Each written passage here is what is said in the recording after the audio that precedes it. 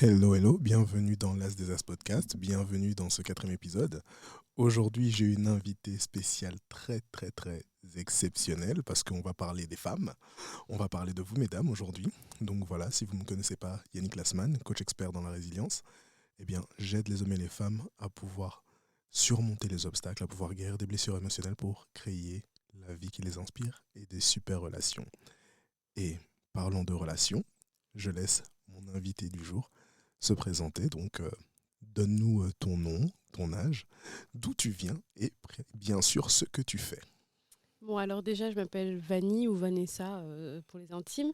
J'ai 31 ans. D'où je viens je suis de Bruxelles, mais je suis d'origine belgo-congolaise. La base. Oui, la base. D'ailleurs, on a gagné. Ouais, le Congo a gagné face à l'Égypte. Comme ça, vous situez dans le temps, hein, quand c'est ce que c'est. Oui. Et l'autre question, c'était ce que je fais, c'est ça? Oui. Oui. Donc, de base, je suis chanteuse comédienne. Et depuis 1 an maintenant, j'ai créé un projet qui s'appelle Instant Muse Thérapie. Donc l'idée, c'est vraiment d'aider les femmes à se reconnecter à elles, à leur corps, à leur féminité, à leur puissance de femme. Et voilà, je le fais à travers des cercles de femmes, des ateliers de danse. Voilà, il y a diverses activités que j'organise. Voilà. Oh, bah, justement, cette activité, en fait, c'est parce que je connais quelqu'un, petite dédicace pour la personne qui se reconnaîtra, qui fait ces activités avec toi. Et justement, ça m'avait intrigué parce que je me suis dit, tiens, je vois que allez, les femmes se sentent bien, je vois qu'elles se lâchent et Mm. elles se sentent vraiment connectées à elles-mêmes, connectées à leur corps. En fait, quels sont les bienfaits de ce que tu apportes, en fait? Ils sont larges et je pense qu'ils sont vraiment personnalisés dans le sens où chacune vient chercher ce qu'elle a à chercher ou sa quête du moment. Mais ce que je peux dire de manière générale, c'est la confiance en soi. Mhm, Franchement, il y a vraiment un côté où on développe sa confiance en soi, son estime de soi aussi, l'amour de soi, de son corps aussi. mhm. Parce que ça, chez les femmes, c'est souvent problématique. Voilà, donc tous ces aspects-là, donc comme je l'ai dit, confiance en soi, affirmation de soi, estime de soi. Voilà, c'est tout ça qui est valorisé dans mes ateliers. Ok. Et tu viens de me parler justement de certaines choses, qu'une femme a confiance en elle, qu'une femme se sente plus femme, qu'elle soit à l'aise avec son corps. Et donc, c'est quoi l'importance justement de cette connexion à sa féminité pour une femme, d'après toi? Déjà, je tiens à préciser que la féminité, elle est propre à chaque personne. Ok. Donc l'idée, on va dire globalement, c'est vraiment se reconnecter à soi, en fait, son plus profond soi, dans toutes ses facettes, avec ses parts de lumière, ses parts d'ombre. Et du coup, tu peux me répéter la question? Je me suis Ben, perdue. justement, le fait de se connecter à sa féminité, parce que comme tu dis, ça fait partie de chacun. Oui, ouais. Parce qu'après, on peut dire, ouais, les hommes aussi, ils ont leur part de féminité. Et donc, Oui, ils ont tu vois, aussi une énergie féminine, effectivement. Mais voilà. oui, donc l'idée, c'est, je dirais vraiment, au-delà de la féminité, c'est de se reconnecter à soi. Et c'est vrai que, allez, les femmes, aujourd'hui, ont parfois besoin de prendre une petite casquette d'homme, on va dire entre guillemets, mais donc Mhm. ce qui veut dire juste qu'on est beaucoup dans le faire, faire, faire, faire, et on oublie parfois cette part d'énergie féminine, d'énergie juste d'être dans son intuition, dans son ressenti, dans la douceur. Voilà, donc je dirais que c'est vraiment se reconnecter à ce côté doux de nous, ce côté sensuel, ce côté... oui, voilà. Pour moi, c'est ça la féminité. Ouais, c'est vrai que allez, ce sont des choses qui sont très très importantes, en effet, parce que se connecter à soi, moi, c'est aussi ce que je fais lors de mes accompagnements, Mhm. parce que chacun a besoin de se connecter à soi. Parfois, on n'a pas pris comment dire, le temps de s'écouter, d'apprendre à s'apprivoiser, le fait de mettre beaucoup comment dire, d'importance sur le regard des autres Mhm. et sur ce que les autres vont penser. Et donc, ça nous met parfois mal à l'aise de se dire, ah mais tiens, mais qu'est-ce que les autres vont penser? Est-ce que je suis bien? Est-ce que je suis pas assez bien? Et après, en fait, ça nous fait une sorte de déconnexion. C'est ça. C'est ça. Oui, et ça aussi, oui, je ne l'ai pas précisé, mais il y a aussi ce côté regard des autres, et surtout nous, entre femmes, parce qu'on sait qu'on dit souvent, qu'on nous rabâche souvent que les femmes sont souvent en compétition, en concurrence. Et voilà, je ne dirais pas que c'est faux à 100%, mais en tout cas, je pense qu'il y a une grande partie des femmes, désolée, Mhm. une grande partie des femmes qui ne pensent pas forcément comme ça. Et justement, ça, c'est une des valeurs fondamentales dans tout ce que je fais dans mes ateliers. C'est vraiment la sororité. Donc, c'est le fait qu'entre femmes, on s'encourage, on se regarde avec les yeux de l'amour, de l'encouragement, du soutien et pas de la concurrence et du je suis mieux que toi. Donc, du coup, le fait de faire face aussi à des regards bienveillants, ça fait du bien. Et de se dire que je peux être qui je suis et je m'en fous en fait quelque part du regard des gens, parce que c'est vrai qu'on n'est pas toujours face à des regards bienveillants, Mhm. mais qui je suis est assez. Qui je suis enfin, je mérite d'être considérée, d'être valorisée tout d'abord par moi-même. Et une fois que moi je me valide, bah, les gens qui me valident ou pas, bah, ça les regarde, quoi. Ça ne me concerne pas. Et c'est ce côté-là aussi qu'on développe aux ateliers. Oui, et c'est ça que j'adore aussi, c'est parce que, tu vois, moi j'ai un exercice, je l'avais fait lors d'un de mes anciens podcasts, Mhm, c'est un exercice des valeurs, définir quelles sont les valeurs qui sont mhm, importantes. Et j'ai dit qu'une de mes valeurs les plus importantes, c'est aussi le respect, mhm, parce que le respect, en fait, c'est traiter une personne par rapport à la valeur qu'on lui donne. mhm, Mais tu vois, si je donne ma valeur à quelqu'un ou si je définis la valeur que quelqu'un a à mes yeux, mhm, c'est aussi en fonction de ce que cette personne fait, comment cette personne se comporte. mhm, Et ça va avoir un biais. Et c'est pour ça, en fait, que c'est important que ça vienne toujours de l'intérieur, comme tu le dis. Et moi, mhm, c'est ce que je valorise le plus, c'est dire, OK, si les gens te manquent de respect, c'est parce que, voilà, tu ne te vois pas de la manière dont tu mérites de te voir. mhm. Et si tu donnes de l'importance au regard des autres, eh bien, ça veut dire que tu les laisses aussi définir la valeur que tu as en tant qu'individu.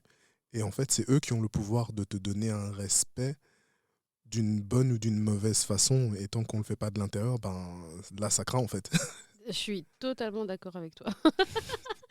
Totalement. Donc pour moi, oui, le travail doit d'abord se faire intérieurement et ensuite ça se reflète. Pour moi, c'est comme une espèce d'énergie. Le fait que je sache que j'ai de la valeur, que je me valorise, que je sais que je suis importante, je sais que je mérite le respect, bah, ça force les autres à Mhm. te voir de cette façon-là.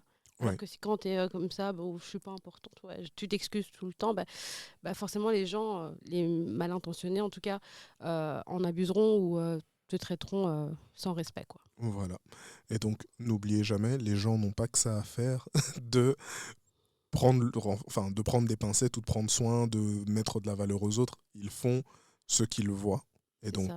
tant qu'il n'y a rien qui naît de l'intérieur, il n'y a rien qui peut se créer, tu vois. Mhm. Et justement, parce que là, on est en train de parler de choses qui sont importantes, que tu aides à construire, c'est quoi, je pense que tu vas me dire chaque besoin est personnalisé. Mhm. Et quels sont les besoins, en fait, des personnes qui viennent chez toi que tu retrouves le plus en général? Ok. Alors, il y a le fait d'avoir envie de reprendre confiance en soi. Ça peut être dû à des passages de la vie, ça peut être dû à une rupture amoureuse, ça peut être dû à une grossesse mal vécue ou pas, mais voilà, le corps change, enfin, etc. Donc il y a le rapport à la confiance en soi, l'estime de soi aussi, Mhm. ou des femmes qui ont envie de reprendre leur pouvoir. Je dis ça pourquoi? Parce que voilà, elles se sont laissées, comment dire, bah, quand on parlait justement de le fait de savoir qui je suis, le fait de m'estimer, etc., elles se rendent compte que elles se sont souvent laissées marcher sur les pieds ou Mhm. parce qu'elles n'ont pas confiance en elles, parce qu'elles ne s'estiment pas assez. Et donc c'est peut-être ce désir de reprendre son pouvoir, de se sentir importante, unique aussi. Et donc je dirais il y a aussi la reconnexion au corps, ça il y a beaucoup, parce que voilà, le corps d'une femme change, le corps est fait d'évolution, il y a des Mhm. moments où on prend du poids, on perd du poids, peu importe. Et voilà, l'idée de se reconnecter à son corps aussi, d'être, de ne faire qu'un, on va dire, entre guillemets, et surtout de l'aimer, parce que on fera toute sa vie avec son corps, Mhm. donc on est lié jusqu'à la mort. Et donc, forcément, c'est plus agréable de vivre une vie où on est en accord avec lui, où on l'aime, où on n'est pas en train de le mépriser, de l'insulter, de, de le maltraiter. Et donc, ouais, je pense que c'est ces problématiques-là qui reviennent souvent, et bien qu'il y en ait sûrement d'autres. Ok. Et c'est vrai que tu as parlé du pouvoir de la femme. Mais quels sont, d'après toi, les plus grands pouvoirs que la femme peut avoir? Ben, je vais encore te dire, je vais revenir à ça parce que pour moi, c'est surtout ça que je prône. Moi, j'ai choisi de, de m'adresser aux femmes Mais pour moi, le pouvoir de chaque personne, parce que je ne parle pas que des femmes, c'est vraiment d'être qui elle est. Je pense que le pouvoir de chaque personne réside dans son unicité, dans sa singularité, dans mes rêves, mes propres rêves, mes dons, mes talents. Et voilà, donc l'idée pour moi, c'est vraiment que chaque personne, mais moi, donc dans mon projet, c'est les femmes en particulier, chaque personne se reconnecte à qui elle est profondément, à son pouvoir. Donc son pouvoir, c'est tout ce qu'elle est en fait. C'est bon pour ceux qui sont croyants, c'est comme la façon dont Dieu t'a créé, Mhm. avec tous tes dons, tes talents. C'est en fait honorer toutes tes capacités, honorer tout ton être en fait, tout ce que tu es, toutes tes aptitudes naturelles. Pour moi, c'est ça, être dans son pouvoir. C'est vrai, parce que ouais, là, ça rend vraiment en fait la dimension beaucoup plus haute que juste, comment dire, le catégoriser en tant que pouvoir féminin ou pouvoir C'est masculin, mais ça. pouvoir en tant qu'humain et Mm. quelque part aussi pouvoir divin, vu que tu vois C'est ça. le Ouais. petit souffle divin, Oui, oui, oui, pour les croyants aussi, hein, bien oui. entendu. Ce petit souffle divin, cette petite étincelle en fait que nous devons tous entretenir. Et c'est vrai que lorsque je parle aussi à des personnes qui sont dans la spiritualité, qui croient, Mhm. je parle aussi en fait de ce petit souffle, de cette étincelle, Mm. parce que on a tous une étincelle en nous, mais avec la vie, avec les choses qui nous arrivent, il se peut que cette étincelle en fait commence justement à diminuer, à Mhm. s'éteindre. Ouais. Et tant qu'on n'arrive pas à se reconnecter à ça, comme le fait de justement se reconnecter à son corps, se reconnecter à ses pensées, se reconnecter à ses envies, se reconnecter aussi justement à son besoin de création Mm. et son imagination. Tout ça sont des choses en fait qu'on oublie souvent, mais on est Mhm. capable d'accomplir tellement plus de choses. C'est ça. Et si on ne veut pas se connecter à ce qu'on est capable d'accomplir, bah en fait au final on se perd et c'est là qu'on est dans un down. Oui, et pour moi, on se manque carrément de respect. Enfin, je dirais, ouais, c'est Ouais. peut-être hard ce que je dis, mais pour moi, c'est me manquer de respect que de ne pas valoriser tout ce qui est moi, donc tous mes rêves, toutes mes aspirations. Après, on ne parle pas de résultats. On parle du fait de tout faire pour honorer tout ce que je suis, mes envies, mes besoins. Par exemple, mon rêve demain, c'est un exemple, hein, c'est de devenir chanteuse. Bah, pourquoi pas? En fait, Mhm. si vraiment c'est un truc qui me fait vibrer et et, Qui te qui transporte. me transporte, mais pourquoi je vais me bloquer? Enfin, en fait, Ouais. voilà. Et c'est ça pour moi, être dans son pouvoir. Ouais, c'est vrai. Et en plus, comme ça rentre dans la définition du respect, donc s'accorder de la valeur, tu n'accordes pas de la valeur en fait à ce qu'il y a à l'intérieur de toi. Exactement. Et je suis à 100% d'accord avec ça parce que là, en fait, tu viens de me refaire, tu vois, un petit contre Uno là, tu vois, c'était ah ouais, t'as mis Non, bam, non, c'est ça. contre Uno. Ouais, c'est vrai. Et je pense aussi que justement, ça, c'est aussi avec tout ce qui est masculin. Les hommes aussi ont besoin de se reconnecter à ça. Totalement. Après, il y a des différentes énergies. Pour moi, la perception de l'énergie masculine, elle est plus dans la protection, dans l'assertivité, Mhm, dans le leadership et mhm, justement dans la bienveillance et dans la protection. Et je vois plus l'énergie féminine justement dans la conversion de cette énergie, dans l'optimisation, dans le soin, dans la douceur, dans l'amour et justement aussi dans le partage. mhm. Toi, quel est ton avis là-dessus? Je suis assez OK. Après, on dit souvent que l'énergie masculine est liée à la logique, au faire, alors que l'énergie féminine est liée à l'intuition, au ressenti. Donc, ouais, en fait, moi, je pense que tout être humain, en tout cas, est fait des deux parties. Et c'est sûr qu'il y en a toujours une qui domine l'autre. Mais au final, c'est complémentaire, quoi. Je trouve que euh, ouais, c'est complémentaire et c'est essentiel, en tout cas, de savoir ou d'être conscient, en tout cas, de celle qui domine. Ouais. Parce que parfois, c'est ça qui peut créer un déséquilibre. Enfin, je parle surtout pour les femmes, hein, parce qu'on a tendance, comme je l'ai dit juste avant, à parfois... Enfin, par exemple, dans Mettre mon cette histoire... Ouais. casquette-là masculine. Ouais. Ouais, dans mon histoire personnelle, par exemple, je sais que déjà, je suis l'aînée d'une famille, j'ai une fille, je suis mère célibataire. Enfin, voilà, donc je sais que je suis souvent amenée à prendre cette casquette de faire, en fait, de Mhm. tout gérer, de tout contrôler. Enfin, voilà. Et, mais je sais que, en tout cas, une de mes quêtes actuelles, c'est de revenir un peu plus à mon énergie féminine, qui est le fait de parfois se laisser l'idée, en fait, ça fait du bien, de se dire, ok, je peux pas tout gérer, je me laisse souffler, quoi. Et ça, pour moi, c'est hyper important, et je pense qu'il y a beaucoup de femmes qui ont besoin de se reconnecter à ça, mais voilà, c'est une question d'équilibre.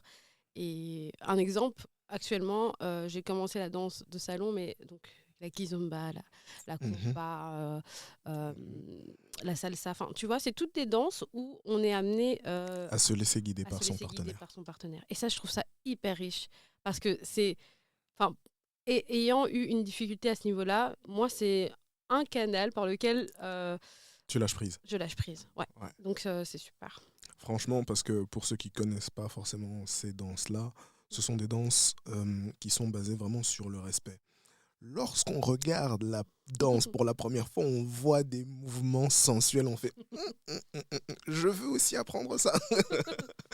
Mais en fait, lorsqu'on voit vraiment à quoi ça consiste, vraiment aussi, moi j'adore la kizomba.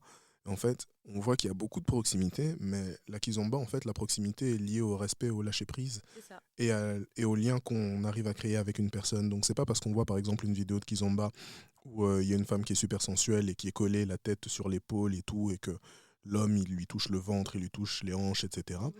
Mais en fait, ne serait-ce que la proximité, c'est se dire, ok, est-ce que je suis assez à l'aise? Mhm. Et ce que j'adore dans cette danse et le respect, justement, c'est que si une femme ne se sent pas à l'aise, Mhm.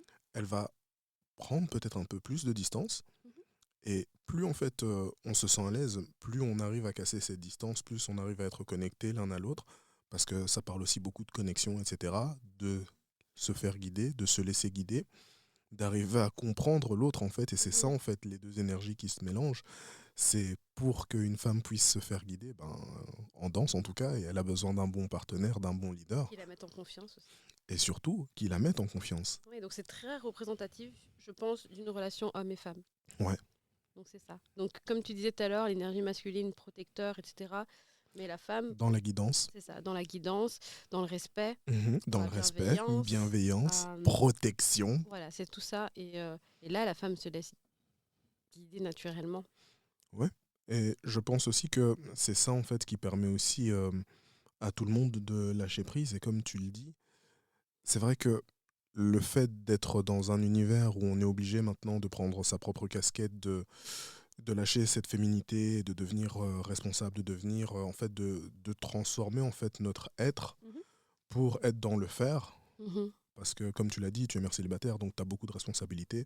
Moi, je suis papa de trois, mais je sais très bien que, voilà, sans ma femme, ce serait un vrai combat. Donc, shout out à toutes les femmes, shout out à toutes les mères célibataires. Vraiment, respect à vous. Parce que, voilà, vous élevez la génération de demain. C'est ça. Mais aussi, c'est important de savoir, en fait, que même si on a cette casquette, Mm. c'est important d'apprendre à la lâcher. Mais comment est-ce que tu arrives justement à faire la part des choses, par exemple, ou comment est-ce que les gens avec qui tu travailles, en fait, je ne sais pas si tu sais comment ton travail les aide à faire la part des choses avec tout ça. Bon, non, parce que je suis pas vraiment dans leur quotidien et dans ce qu'elles vivent. Et ce que je fais, c'est pas vraiment du coaching. Donc, il n'y a pas un suivi Mhm. concret. Même si je pense qu'à l'avenir, ça va arriver parce que j'ai des demandes. donc, Mhm. et, Ouais, préparez-vous, hein, notez. Hein. mais donc non, je ne sais pas vraiment. Mais tout ce que je sais, c'est que au moment où elles sont là, Mhm. à l'atelier, là, elles sont pleinement dans leur énergie féminine. Ça, c'est sûr. Ouais, parce que c'est bien d'être on fire comme ça, tu vois. C'est vraiment bien d'être connecté au moment, Mhm. être connecté à l'instant. Et justement, euh, quel est le style en fait que, enfin, vous dansez, vous faites Mhm. quoi? Ça consiste un peu en quoi à l'intérieur de cet antre secret dont seules les femmes ont accès? Oui, bah, en soi, les ateliers sont divisés en plusieurs parties. Bon, déjà, il y a divers ateliers, hein. Donc, Mhm. comme je disais, il y a l'atelier de danse féminine, lui. C'est l'atelier classique, on va dire, l'atelier signature. Donc, c'est vraiment un atelier où on prend le temps de méditer un peu, de s'ancrer, de s'échauffer, enfin, faire l'échauffement du corps. Et ensuite, il y a une partie vraiment marche. Marche, confiance en soi, je donne des petits combos, des petits exercices. L'idée, c'est vraiment de marcher, par exemple, devant le miroir et de se dire, purée, meuf, t'es quelqu'un, t'es important, t'es importante, pardon. Mhm. Euh, voilà, et puis après, il y a l'aspect chorégraphique. Et voilà. Nice. J'aime beaucoup cet exercice en fait, tu vois, parce que ça me rappelle quelque chose qui est le fake it until you make it. Exactement. Tu sais que je l'avais en tête. Waouh. Je l'avais en tête parce que c'est ce que j'ai dit en plus hier à l'atelier. Ouais. C'est vraiment ça. Parce que c'est sûr qu'au début, t'es un peu mal à l'aise. Tu dis, Purée, mais en plus, je le vois et c'est ça qui est incroyable. Et ce que j'adore, c'est vraiment au fil du temps, dans l'atelier, je vois en fait les filles s'ouvrir. Et surtout quand elles reviennent plusieurs fois, Mhm. le changement, il est incroyable. Ah, mais donc il y a quand même du changement et de la visualisation. Enfin, Oui, c'est comment ça. dire? C'est juste qu'il n'y a Ouais, pas un suivi perso-perso. ouais, Mais oui, je le vois clairement. ouais. Ouais, ouais. Ah, c'est ça aussi que je voulais savoir, parce que c'est justement en fait toutes ces périodes de transformation, quand tu vois quelqu'un qui n'arrive pas au début et puis que au fur et à mesure la personne se lâche, Mhm, c'est ça aussi. C'est comme par exemple moi aussi j'ai des coachings où il y a des personnes qui ont du mal au début à gérer leurs mhm. émotions, à les comprendre, à les canaliser, à être tu vois dans l'acceptation que ok c'est ok de pleurer, c'est ok, mais pas d'être dans comment dire la victimisation émotionnelle, tu vois C'est que ça. tes émotions elles sont là en train de te taper taper taper Oui, et c'est que ça. voilà, et puis qu'au fur et à mesure, tu vois qu'il y a une connexion dans le regard, tu vois que la Mhm, personne elle est là, elle fait oh non, je peux pas, et puis que au final, tu vois, émotionnellement, la personne suit, et je pense que ce genre de suivi ou ce genre de choses, c'est ce qui fait que le métier, ou en tout cas ce qu'on fait, a vraiment énormément de c'est valeur. ça. Et voilà, toi, comment tu le ressens ça? Ah, ben, pour moi, c'est hyper gratifiant.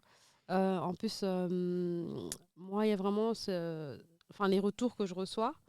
Moi, c'est ça qui me nourrit parce que c'est hyper important pour moi. C'est une de mes valeurs, enfin de mes besoins, la contribution, comme on disait tout à l'heure, Mhm. l'utilité et le fait d'avoir des retours et de voir l'impact aussi hein, dans les vies de chacune. Bah forcément, c'est gratifiant. Je me sens waouh.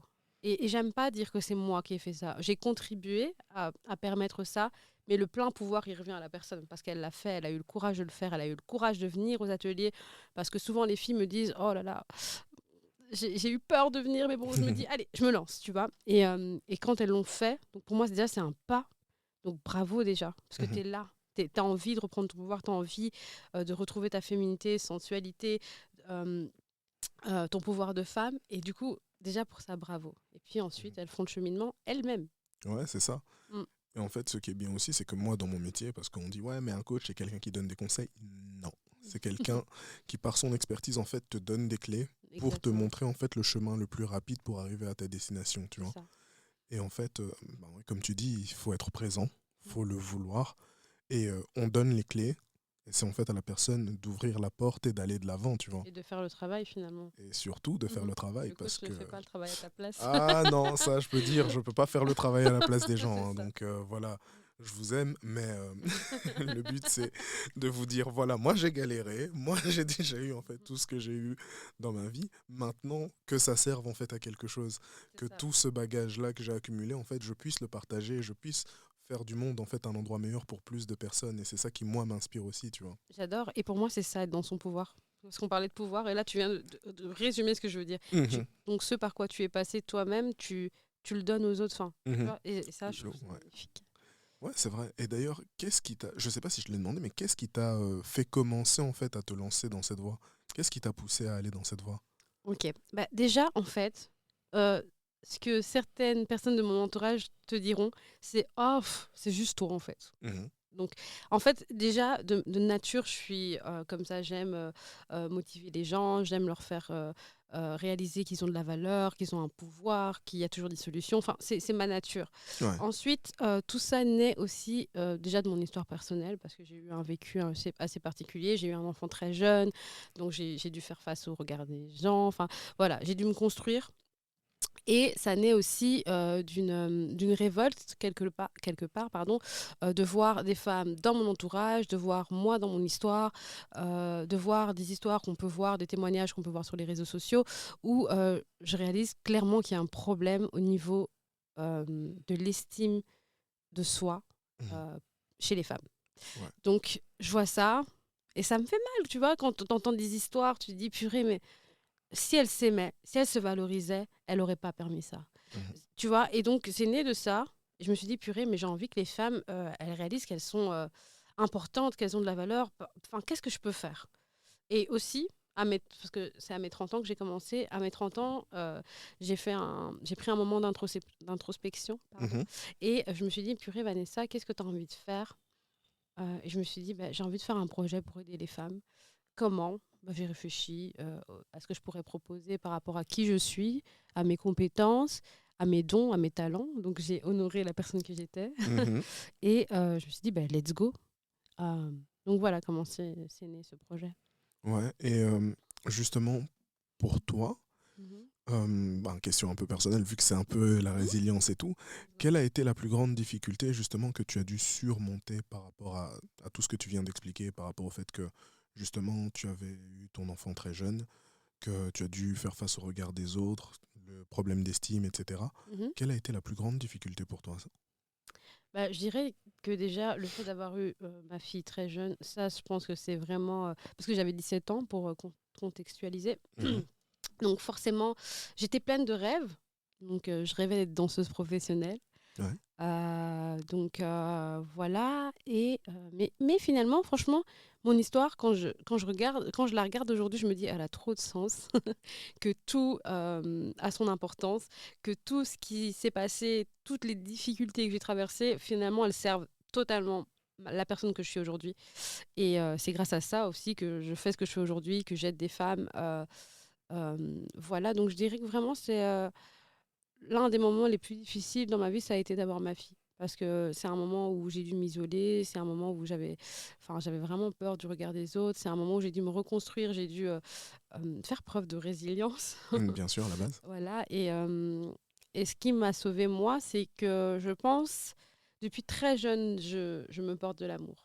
Ou en tout cas, euh, ouais, j'essaye, j'essayais, mais aujourd'hui je le fais, donc de donner vie quand même à ce qui résonnait en moi. Donc je me suis mis au chant quand même, puis je me suis mis au théâtre. Enfin voilà, à chaque fois j'écoute en fait. Quand j'ai une envie, ben, j'y vais.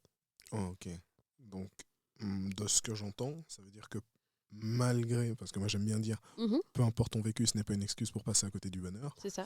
Et donc ça veut dire que malgré la situation difficile dans laquelle tu étais, tu as continué à t'écouter. Tu as Mhm, continué en fait à faire ce que ton âme, ton cœur, tes tripes te disaient d'aller vers ce qui te plaisait, d'aller vers le mhm, théâtre, d'aller vers le chant, et de continuer en fait à nourrir des choses où il y a un talent et de ne pas le laisser mourir en fait. c'est ça. Parce que d'autres diraient, bah, t'es maman maintenant, donc pourquoi tu veux faire de la musique, pourquoi le théâtre? Mais il n'y a pas d'argent là-bas, qu'est-ce que tu veux faire là-bas? Enfin, voilà. Donc, Tu es maman, laisse ta vie de côté, c'est ouais, bon, c'est c'est fini. ça. Donc, si tu te fies au regard des gens et à leurs avis, et attention, hein, ça ne veut pas toujours dire qu'ils sont contre toi. Parfois, c'est juste de la peur. Par exemple, ma maman, je sais que parfois, elle me disait, mais Vanessa, tu veux pas chercher un travail quand même? Enfin, donc, mais je sais que cette remarque était due à son inquiétude, etc. Donc, je parle pas des autres. Là, je parle de nous-mêmes. Mhm. Euh, ouais, donc si on se fie à tout ce que les gens pensent ou toute la projection de leur propre peur, ben, on s'en sort pas. Donc, je pense qu'il faut vraiment s'écouter. Après, oui, c'est sûr qu'il faut parfois être un peu plus raisonnable, faire un plan structuré pour pouvoir y arriver, ou prendre des plans de sécurité à côté, ça c'est sûr, enfin, voilà. Mais l'idée, pour moi, c'est vraiment de suivre la petite flamme qui est intérieure. Ouais, ça c'est vrai. Et justement, parce que tu reparles de cette flamme, et je voulais encore revenir sur tu vois, le fake it. Donc, Mhm, il y a un principe en fait dans le développement, dans la spiritualité, dans le développement personnel, dans le développement spirituel, dans la religion aussi. C'est un principe de base en fait. Ça, c'est un cheat code hein, mhm, que je vous partage et que elle connaît. C'est il faut d'abord être mhm. dans sa tête parce que tant que tu n'imagines pas que quelque chose est possible, comment est-ce que tu peux le réaliser? C'est ça. Ensuite, une fois que tu t'alignes, en fait, une fois que tu te positionnes, une fois que tu te comportes comme la personne qui est, tu commences à faire. Donc ça, c'est vraiment l'exemple de l'exercice qu'elle a donné, donc Mhm, la marche. C'est se mettre en fait dans un état psychologique où on incarne en fait, on c'est ça. incarne d'abord ce qu'on a envie d'être, Mhm, ce qu'on a envie de devenir, pour faire en fait des actions qui sont équivalentes et avoir le résultat en fait donné. mhm. Parce que si tu es peureux, tu vas agir comme un peureux, tu vas avoir des résultats de peureux. Si tu es confiant ou confiante, tu vas agir comme une personne confiante, tu vas avoir des résultats de personne confiante. Tu vas te planter, mais parce que tu auras la confiance, C'est ça. tu vas continuer. Tandis que si tu as une mentalité qui est liée à l'échec, ben, l'échec, en fait, ne sera que le résultat final. C'est ça. Mm. Et là, tu me fais vraiment penser. Là, tu me fais vraiment penser à une des muses, parce que je les appelle des muses, parce Mhm. que pour moi, c'est des femmes qui inspirent, Inspirante. inspirantes, oui. Mhm. Euh, Parce qu'il y en a une, Héloïse, d'ailleurs, je te fais un petit un deuil, qui m'a dit, et ça m'a particulièrement touchée, que ça lui est déjà arrivé dans la vie de tous les jours, des moments où elle était un peu pas confiante, de se dire, ok, je repense à comment je me sentais à l'atelier.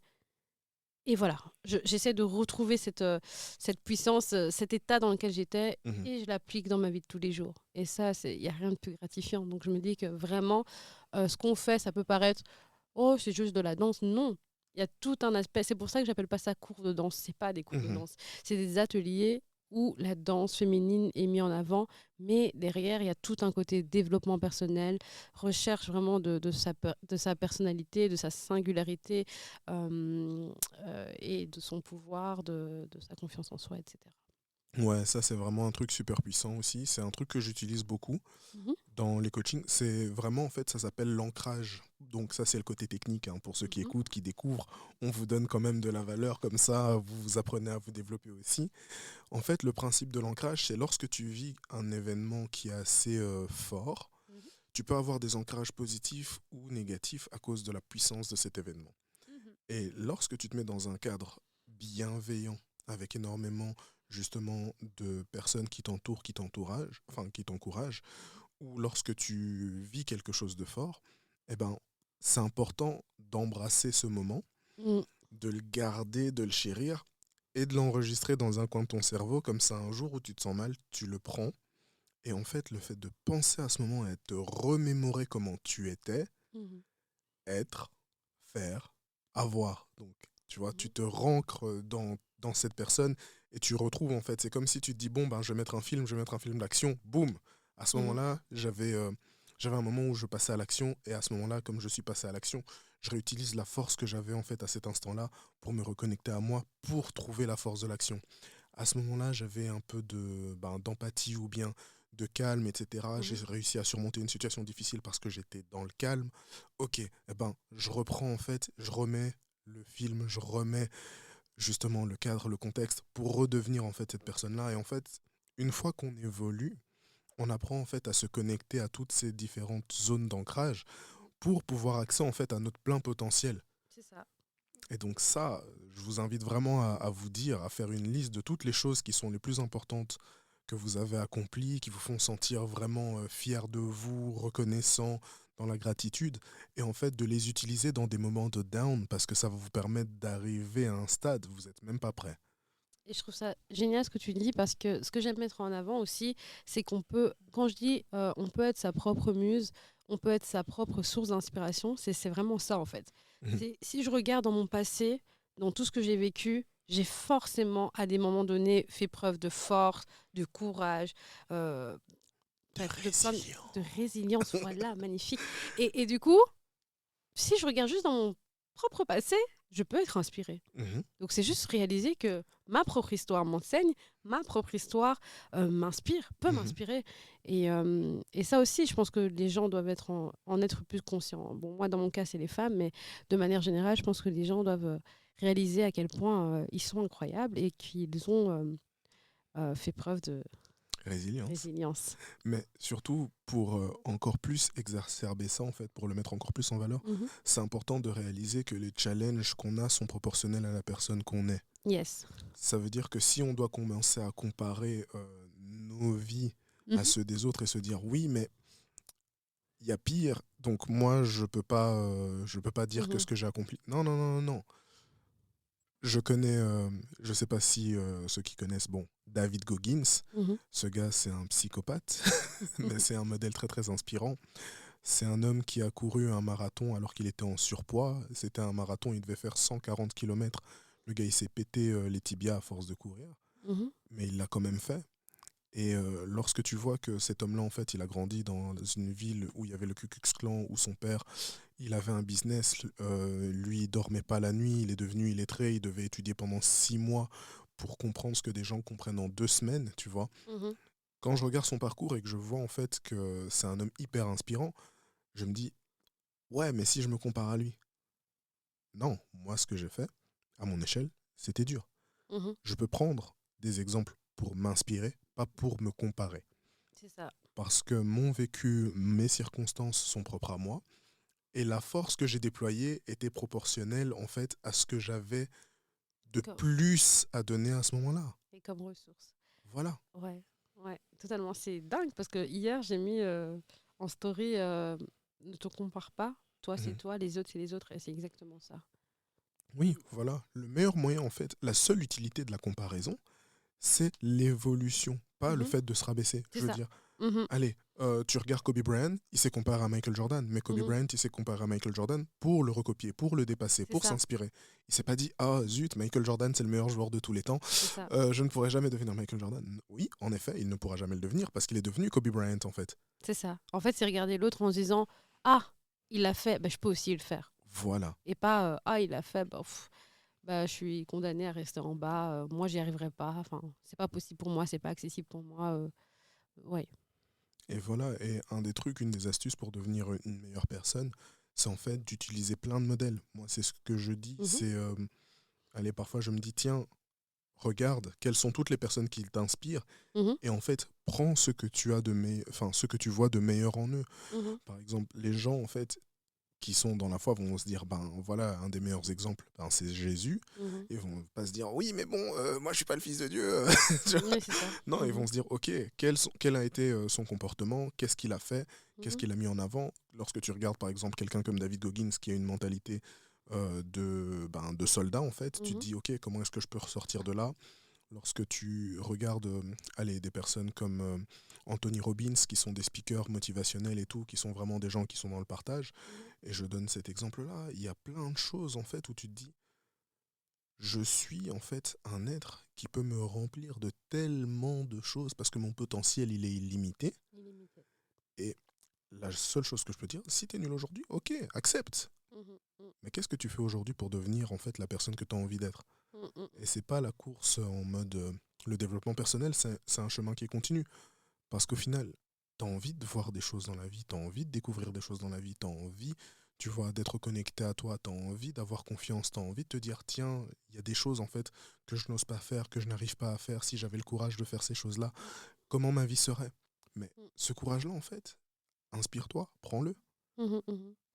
Et surtout, sois conscient de qui tu es, parce que pour moi, enfin, c'est pas vraiment que tu peux être nul, c'est juste que tu n'es pas conscient de toutes les choses que tu peux faire, tu peux être. Donc, il faut se reconnecter à toi, à toutes Oui, tes valeurs, tes besoins, tes dons, tes talents, et aller euh, vivre, expérimenter la plus belle vie possible pour toi. oui, voilà. Et quand je dis nul, entre guillemets, c'est pas dans le contexte péjoratif. Et de toute Non, j'ai façon, compris. voilà. Mhm. Mais ça aussi, c'est un truc que je partage, tu vois, Mhm. dans mes coachings. Je dis, OK, il y a un moment, lorsque tu vas commencer une tâche, Mhm. tu vas passer par 4 stades d'évolution. Mhm. Tu as l'inconsciemment incompétent. Mhm. Ça veut dire que tu sais pas que tu ne sais pas. Ouais. Et puis après, tu vas passer au stade consciemment incompétent. Ça veut Mhm. dire que tu sais que tu ne sais pas. Mhm. Ensuite, tu vas passer en fait au stade consciemment compétent. Mhm. Ça veut dire que tu vas faire les choses et tu vas dire, ah mais tiens, j'arrive à bien le faire, j'arrive à mieux le faire. Mhm. Et après, tu vas arriver au stade inconsciemment compétent. Mhm. Donc ça veut dire que je prends l'exemple le plus simple à mes yeux, c'est la voiture. Lorsque quelqu'un doit apprendre la voiture, tu te dis, bon, déjà, le code de la route, c'est compliqué. Mhm. Après, regarder rétro et tout ça, tu vas avoir conscience du sens de la conduite, avoir les panneaux, avoir les gens qui traversent et tout ça.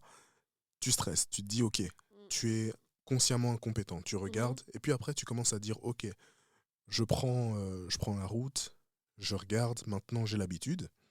Tu deviens consciemment compétent. Et puis après, vous, les femmes, vous commencez à vous maquiller au volant, normal. C'est ça. Voilà, Pas bien. voilà, inconsciemment compétente. Oui, oui. Et voilà. Et en fait, ce sont tous ces stades-là d'apprentissage. Donc, c'est pour ça que j'ai envie de dire, si tu es nul, entre guillemets, je prends Mhm. des grands guillemets, Oui. mais si aujourd'hui tu te lances dans quelque chose et que tu vois que tu n'as pas encore les aptitudes requises, n'oublie pas ces 4 phases d'évolution par Mhm. lesquelles n'importe qui passe. N'importe qui. Hyper intéressant. Ah, c'est ça, hein, c'est la base. Et justement, comment les personnes se sentent les premières fois qu'elles arrivent aussi, peut-être c'est ça qui fait aussi, peut-être qu'elles se sentent pas encore en plein dans leur pouvoir, elles passent aussi par ça. C'est ça. Parce que, bon, déjà, c'est sûr, les images sur les réseaux sociaux reflètent l'énergie de l'atelier et souvent on se dit, ouf, purée, elles ont confiance parce qu'on voit qu'il y a des sorties de zone de confort où Mhm. je demande des passages solo, etc. Donc on se dit, ouh là là, je crois pas que je pourrais être capable. Parfois, tu as des femmes qui n'ont jamais dansé aussi, qui appréhendent un peu. Donc en général, elles arrivent avec un peu d'appréhension. Ouais. Donc, je dirais, en plus, dernièrement, j'ai vraiment fait un sondage et je pense qu'il y avait 80% qui disaient que la première fois, elles sont arrivées un peu avec de l'appréhension. Et puis, il y en avait peut-être 20 qui disaient non, moi, j'étais confiante, je savais où je mettais les pieds. Enfin, voilà, je ressentais la vibe et je me sentais à ma place directement. Ouais, je dirais que oui. Il y a beaucoup d'appréhension, de peur, mais le cadre fait, et j'y veille personnellement, à ce que la bienveillance soit euh, Obligatoirement là. obligatoirement là et du coup le reste suit, hein. Nice. Et est-ce que tu as un exercice préféré? Un exercice préféré, bah, j'aime les voir marcher, ouais. Ouais. Et Ah. pas marcher n'importe comment, c'est je marche comme une queen, hein, bien sûr. Mhm. C'est je marche en me sentant comme Beyoncé. C'est vraiment genre, voilà, je suis dans ma puissance, je suis quelqu'un, je suis importante, je suis puissante. D'ailleurs, je le dis quand elle marche. Mhm. Et puis voilà, je me célèbre, je m'honore, enfin voilà, voilà, Je c'est me ça. vis, je me Ouais, sens. Ouais, tu, mais tu tu le vois, sens là. regarde, vous avez vu, hein, ceux qui n'ont pas le podcast en visu, il faut voir parce qu'elle Oui, incarne c'est dans le corps, réellement. c'est dans le corps. C'est dans l'être, réellement, c'est dans l'être. Et c'est ça qui est fantastique. C'est pour ça, on dit avoir confiance en soi, mais c'est plutôt être dans la confiance en soi, presque, tu vois. Oui, c'est vrai. Et ça se ressent, ça se vit. Ouais. Et ça, c'est peut-être une question un peu plus. Elle n'a rien à voir, mais d'après toi, Mhm. quelle est la chose dont les femmes auraient peut-être le plus besoin à l'heure actuelle? Alors, de revenir à elles, donc de revenir à leur essence naturelle. Euh, et bien sûr, il y a la singularité, il y a l'unicité, donc c'est pas forcément pareil pour toutes, mais de manière générale, je dirais ça, ouais. Mm. Mm. Ouais, c'est vrai. Et quel serait le meilleur moyen pour que les femmes reviennent à elles? Ah, Bah, il peut y avoir plusieurs moyens, par exemple un coaching. n'est-ce pas?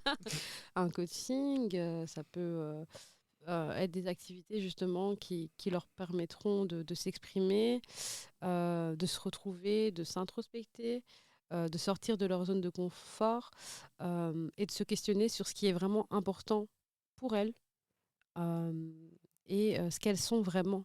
Donc pas l'image qu'elles veulent paraître ou être ce qu'on attend de nous. Non, c'est être qui je suis vraiment. Ouais. Mm, Ouais, c'est vrai que au vu du monde dans lequel nous sommes, ben, c'est vrai qu'il y a beaucoup d'attentes, c'est ça. aussi bien masculines que féminines, Oui, bien totalement. entendu, et que chacun en fait puisse être connecté à soi. Je pense sincèrement que ce qui va aider un maximum de personnes, c'est de croire en soi, croire en son potentiel, Mhm. d'arriver à se connaître, d'arriver à comprendre pourquoi est-ce qu'on a des blocages, pourquoi est-ce qu'on n'arrive pas à faire certaines choses, qu'est-ce qui nous, qu'est-ce qui nous empêche d'aller de l'avant. Mhm. J'avais posé la question sur toi, quel est ton exercice favori? Mhm. Moi, un de mes exercices favoris dans moi, ce que je fais en fait, c'est Mhm. les croyances limitantes. Mhm. Tu vois, quand quelqu'un vit quelque chose et puis que ce qu'il ou elle a vécu, en fait, le pense à penser quelque chose comme une réalité, comme une fatalité, Mhm. tu vois, de se dire, ben tiens, moi, une des choses qui avait été le plus compliqué pour moi, c'était de me dire, la vie est belle, en Mhm. fait. Pourquoi? Parce que j'ai vécu des choses difficiles. Moi, une de mes plus grandes croyances, c'était demain sera pire, donc arme-toi aujourd'hui, en fait, pour que tu sois capable de surmonter les difficultés qu'il y aura demain. Mhm. Mais en fait, si la vie est belle, peu importe ce qui va arriver demain. Mhm. Parce que je saurai toujours retransformer ce qui arrive C'est ça. pour rendre la vie plus belle. Et en fait, lorsque je coach des gens et que je vois qu'au final, ben, il y a des croyances et puis que je remets ça en question et que je dis, ah oui, Mhm. ok, tu vois de l'autre côté du miroir? Ok. Et ça donne quoi? Boum. Tu vois, une belle explosion. Ouais, changer l'histoire qu'on se raconte des faits et des événements Voilà, qu'on a vécus. Ouais. exactement. Parce que, comme je dis, tout ça, c'est déjà dans la pensée, dans l'être. Et Mhm. ton histoire, en fait, elle est écrite d'une façon. Tu as le côté objectif, Mhm. tu as le côté subjectif et personnel aussi. Mhm. Et en fait, un événement qu'on voit comme ça sur le gros plan, ben, une personne qui vit quelque chose de difficile va voir juste sa souffrance, va voir ses émotions, va C'est ça. voir sa perception. Pourquoi? Parce que cette personne est peut-être plus jeune, a une sensibilité différente et tout. Et en Mhm. fonction de qui cette personne est, ben, elle va percevoir les choses. Mhm. Et c'est ça qui va soit la rendre plus forte, soit la rendre plus affectée, en fait. Mhm. Donc ouais, j'adore. J'adore. Mais franchement, j'ai bien kiffé en fait l'échange avec toi. C'était super. Mais oui, je sais pas si tu as encore peut-être une question ou un mot de la fin. Est-ce que j'ai une question? Laisse-moi réfléchir. Hmm. J'ai envie, bon après, moi je sais hein, ce que c'est, mais est-ce que tu pourrais définir vraiment la résilience? En fait, la résilience, c'est pas un super pouvoir, c'est une aptitude Mhm. que quelqu'un a à surmonter un élément traumatique. Ça, c'est vraiment ce que le papa de la résilience, Boris Mhm. Cyrulnik, nous partage. Et en fait, moi, comment je le définis, en fait, c'est comment tu vis quelque chose de difficile, Mhm. tu tombes, tu prends le temps de guérir Mhm. et tu te relèves plus fort. Mhm. Parce que beaucoup de gens tombent et vont de l'avant. Mhm. Et tu vois, lorsque ça fait en fait une ligne, ça fait tout droit, tu tombes, tu avances, Mhm. tu tombes, tu C'est ça. avances. Et à un moment, c'est important d'aller tout droit, de tomber, d'avancer un tout petit peu, de se relever beaucoup plus haut et de continuer à avancer parce qu'on va de toute façon retomber à un moment ou à un autre. Ouais, super. Et du coup, c'est quoi l'impact sur une vie de faire preuve de résilience? Enfin, ou est-ce que tu peux me donner un exemple d'un cas concret où justement une personne aura fait preuve de résilience? Est-ce que ça lui aura apporté et une personne qui n'aura justement pas cette aptitude et les conséquences? Eh bien, tu vois, récemment, j'ai eu un coaché, un Mhm. homme, euh, qui justement, lui, avait beaucoup plus, il mettait énormément d'importance sur le regard des autres. Mhm. Mhm. Donc ça veut dire en fait qu'il avait peur d'être lui-même. Pourquoi? Parce qu'il avait peur de se faire juger. Ouais. Et donc, par rapport aux croyances, on a regardé dans les croyances, on a regardé dans les blessures qu'il avait vécues, dans le fait de justement se sentir plus important, Mhm. le fait de lui-même commencer à se respecter, donc à valoriser ce qu'il avait, ses pensées, ses paroles, sa présence, et le fait de dire non, le fait de pouvoir refuser, le fait de pouvoir accepter, le fait de se dire que en fait, il n'a pas besoin de tout le temps se rendre à la disposition de tout le monde, mais qu'il a Mhm. le droit de refuser, qu'il a le droit de se mettre à l'écart, et que s'il a envie de dire quelque chose, il peut le dire, il a le droit Mhm. Mhm. de le dire en fait. Et pour moi, la résilience, c'est se donner le droit. Tu vois, Yes. dès que tu surmontes quelque chose de difficile, tu te donnes le droit. Mhm. Et ça, c'est un exemple que j'ai eu dans un coaching avec quelqu'un d'autre. Mhm. Et pour moi, l'exemple que j'ai pour moi, c'est que je me suis donné le droit en fait de faire ce qui moi m'importait. Parce que comme ben, j'ai jamais connu ma mère, j'ai toujours eu en fait, tu vois, un problème relationnel entre hommes-femmes. J'ai eu du mal à m'accepter. J'ai eu du mal en fait en grandissant avec justement un tuteur qui était un peu violent, toxique, etc. Donc quelque part, je m'autorisais pas en fait à m'accorder ce que je voulais et j'avais des limitations. Et en fait, Mhm. après avoir dépassé ça, ben, je me suis dit en fait non, je peux avoir ce que je veux, je peux en fait euh, avoir une famille, je peux avoir tout, je peux faire un métier qui me plaît même si j'avais pas fini les études à cause justement du décès de mon grand frère. Mhm. Et en fait, le fait d'avoir surmonté tous ces événements qui étaient traumatisants, Mhm. eh ben, c'est en fait se dire, ce n'est pas à cause de mon vécu Mhm. que je vais passer à côté de mon bonheur. Je me donne le droit d'y aller, peu importe ce qui m'est arrivé, et je me bats pour l'avoir. Et c'est pas un combat qui, c'est un combat. Il y a des combats qui vont être plus difficiles que d'autres. Il y aura des combats qui vont être plus faciles que d'autres. C'est ça. Mais le plus important, c'est pas le résultat, c'est de le faire, comme tu l'as dit. C'est ça. Waouh, c'est inspirant et c'est ça que je te dis. Enfin, quand chaque personne a vraiment une inspiration, quand tu écoutes vraiment, tu prends le temps d'écouter son histoire. Et c'est pour ça que je voulais terminer là-dessus parce qu'on a beaucoup parlé de moi, mais j'avais envie un peu d'en savoir plus sur toi et sur ce que tu fais et ce que tu penses. Donc merci pour ce partage. Avec grand, grand, grand plaisir. Hein. Comme ça, voilà, toutes les personnes qui me découvraient justement grâce à Vanny, voilà, vous savez pourquoi, en fait, pourquoi j'ai voulu absolument devenir coach. Parce que, comme tu dis, c'est allez, comment dire, c'est une évidence. Mhm. Le fait de se dire que j'ai toujours été quelqu'un qui voulait aussi donner, qui avait aussi ce sentiment de vouloir être utile pour pouvoir être aimé, accepté, être valorisé.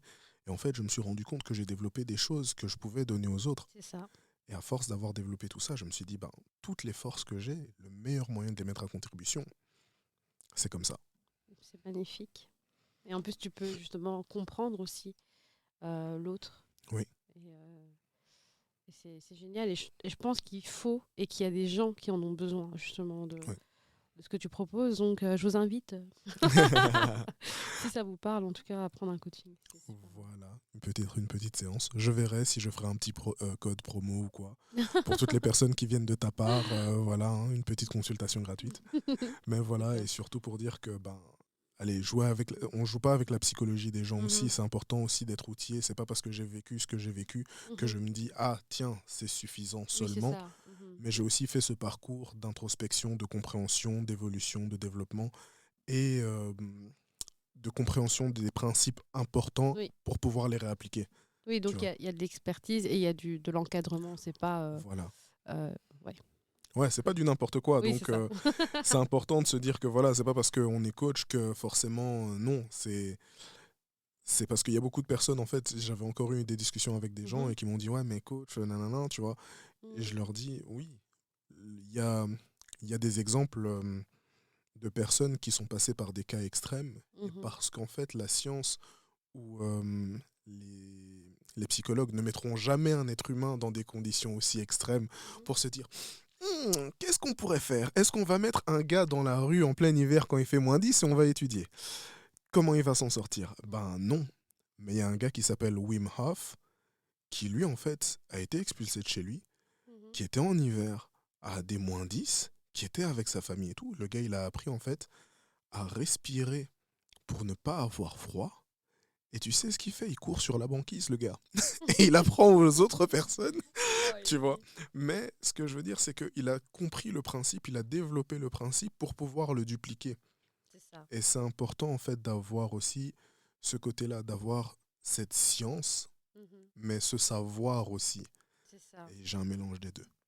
C'est magnifique. Donc voilà. En tout cas, encore merci Vanessa, Vanny pour les intimes. Donc moi, maintenant, je dis Vanny. Hein. Merci à toi, merci pour l'invitation. Et c'était un partage très enrichissant et j'adore ça, donc merci. Voilà. Et merci à vous d'avoir écouté le podcast jusqu'à la fin. Et comme j'aime bien le dire, à la semaine prochaine. Ciao, ciao.